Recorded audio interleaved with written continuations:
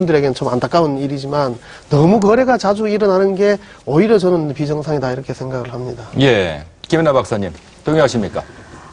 물론 저는 점차 우리가 예전보다는 거래량이 줄어드는 게 좀 가격도 안정이 되고 성장도 줄어들면서 당연히 있을 수 있는 일이라고 생각을 합니다. 네. 근데 문제는 부동산 거래가 단순히 그 어떤 시장의 경기 활성화 이런 걸 떠나서 가계의 부채와 또 자산 또 거래와 관련된 중소업체들의 어떤 그런 실물 경기와 굉장히 밀접한 연관이 있다는 데 저는 문제가 있다고 보는데요. 지금 주택 거래가 안 되는 거에 있어서 가장 큰 문제는 팔고 싶은 사람은 많은데 사고 싶은 사람이 없다라는 겁니다. 근데 이제 주로 팔고 싶은 사람들의 그 내용들을 보면 과도한 지금 뭐 가계부채 얘기 나오는 것처럼 대출을 상환하기 위해서 주택을 팔아야 되시는 분들도 있고요. 또는 뭐 요즘 베이비머 은퇴들이 많이 일어나기 때문에 노후 자금을 위해서 주택을 좀 축소하려는 사람들도 일어나게 됩니다.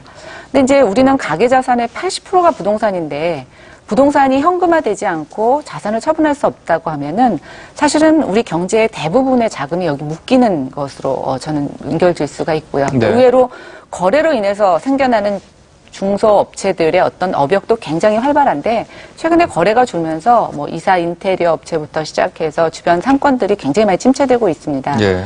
과거처럼 우리가 이제 수출 경기의 활성화를 기대할 수 없는 전반적인 경제의 어려움을 본다고 하면 사실은 내수 경기에 있어서 주택 거래 침체는 적지 않은 경제의 발목을 잡을 것으로 보고 있어서 그런 측면에서 거래의 정상화라는 거는 한번 검토가 필요하지 않겠느냐 이렇게 생각을 합니다. 네, 말씀 중에 사고 싶은 사람이 없다 이렇게 말씀하셨는데요.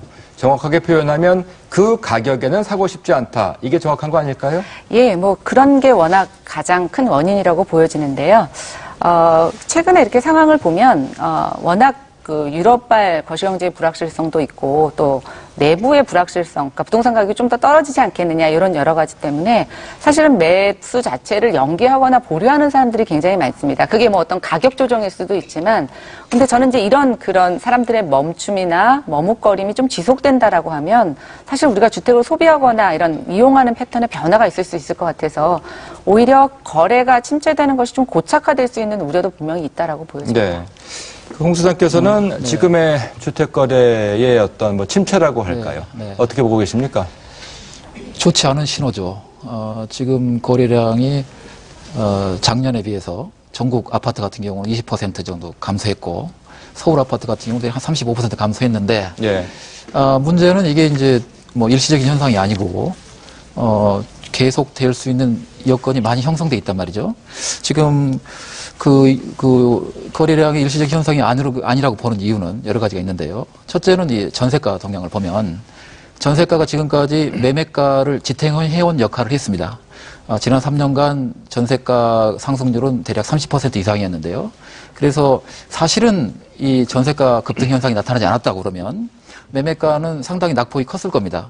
그런데 지금 이 전세가가 매매가를 지탱하는 바람에 지난 한 2년 동안 그 서울의 아파트 가격 하락률은 4%에 그쳤거든요. 네. 근데 문제는 이제 전세가 그 상승률이 상당히 많이 올라간 상태에서 정체를 보이고 있다는 거죠.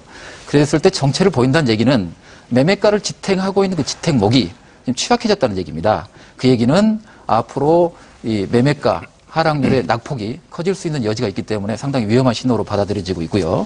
또 하나는 지금 국제 해외 변수를 지금 봐야 되는데요. 지금 국제 그 부동산 컨설팅 업체인 그 GPG라고 많이 인용하는 그 업체가 있는데 거기에 따르면 2010년 그 1분기 때 그때 선진 32개국의 주택가격 상승률은 0.8%였어요. 예. 그리고 지난해 1분기에는 0.1% 상승했고요. 올해는 마이너스 0.23%입니다. 그러니까 뭐 당연한 거지만 지금 그 선진국의 경우에 실물 부분도 안 좋고 자산 시장도 안 좋고 그 영향이 이제 우리나라에도 영향을 분명히 미칠 겁니다. 이 부동산 같은 경우도 다 이렇게 동조화를 보이고 있거든요. 그래서 지금 뭐 여러 가지 지표가 지금 안 좋은 쪽으로 가고 있기 때문에 네. 제가 볼 때는 지금 뭐 그렇게 뭐 안심하거나 좀 느긋하게 있을 그런 단계는 아니다 이렇게 생각합니다. 그러면 가격이 좀 더 떨어질 것이다 이렇게 보고 계신 겁니까? 그럴 그 가능성은 많죠. 예. 그 중에 하나를 든다면 지금 유럽발 금융위기가 단기간에 해소되기는 굉장히 어려울 겁니다. 왜냐 그러면 과거의 대공황 같은 경우는 물론 처음에 해법을 찾기는 어려웠지만 해법을 실천하기는 쉬웠습니다. 왜냐 그러면 케인즈의 조언에 따라서 당시에 뭐 정부가 빚을 내서 문제를 해결하면 됐습니다. 예.